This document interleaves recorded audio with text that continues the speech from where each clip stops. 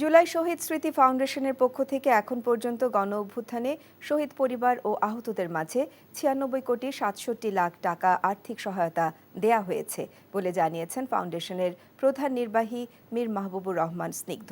সকালে রাজধানীর শাহবাগে ফাউন্ডেশনের প্রধান কার্যালয়ে আয়োজিত সংবাদ সম্মেলনে এসব জানান তিনি।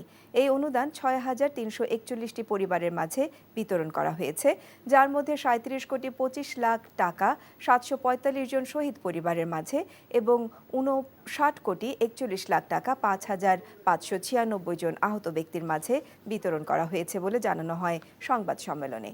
আন্দোলনে আহত না হয়েও আহত সেজে প্রতারণায় জড়িতদের আইনের আওতায় আনা হচ্ছে বলে জানান মীর মাহবুব। ঈদে প্রত্যেক শহীদ পরিবারের কাছে উপহার পৌঁছানো হয়েছে বলে জানিয়েছেন ফাউন্ডেশনের প্রধান নির্বাহী। ঈদে শহীদ পরিবার ও আহতদের পাশে দাঁড়াতে দেশবাসীর প্রতি আহ্বান জানান তিনি। এই ঈদে জামা জুতো অ্যাক্সেসরিজের ডিসকাউন্ট।